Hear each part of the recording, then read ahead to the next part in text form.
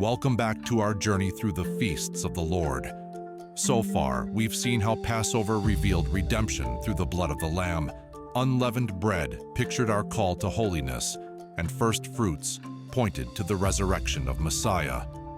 Now we arrive 50 days later to Shavuot, the Feast of Weeks, also known in Greek as Pentecost, meaning 50th.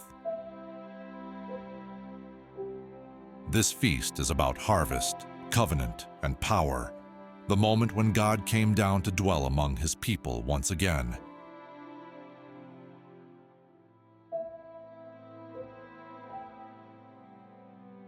Count 7 full weeks from the day after the Sabbath, the day you brought the sheaf of the wave offering. From wherever you live, bring 2 loaves made of 2/10 of an ephah of fine flour, baked with yeast, as a wave offering of first fruits to the Lord. Shavuot took place 7 weeks after first fruits, marking the end of the grain harvest. While first fruits celebrated the very first stalks of barley, Shavuot celebrated the full harvest of wheat.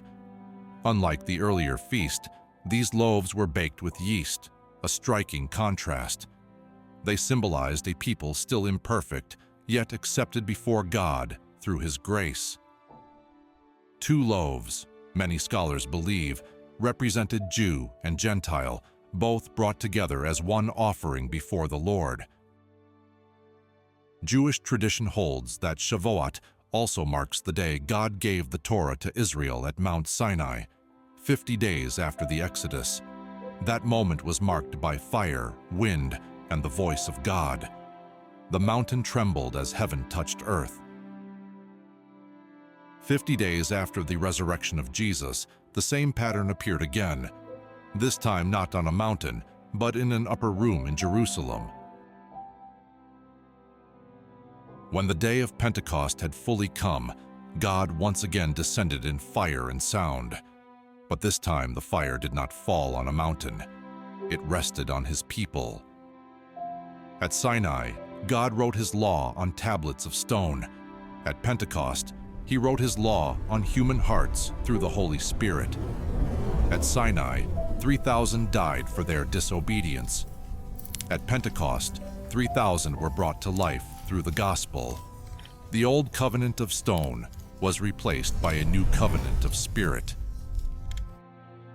The 2 loaves of Pentecost represent Jew and Gentile united in one body. These loaves contained yeast, which represents God's grace toward an imperfect people. This was a wave offering symbolizing the dedication of the church as God's harvest. The Feast of Weeks celebrates the harvest of souls. From that day in Acts 2 forward, the Spirit began gathering a worldwide harvest.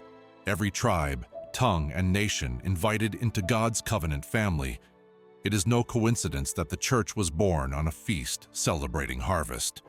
The Spirit's outpouring marked the beginning of the Great Commission, the spreading of the gospel to the ends of the earth. Pentecost reminds us that we were never meant to live the Christian life in our own strength. The same Spirit who came in wind and fire still empowers believers today to bear witness, to love boldly, and to live transformed lives. Shavuot is both a remembrance and a renewal, calling us to ask daily for the filling of the Holy Spirit. The story of Pentecost is the story of God dwelling once again among his people, not in a building or a mountain, but within the hearts of men and women redeemed by grace. The Feast of Weeks declares that the harvest has begun, and we are part of it.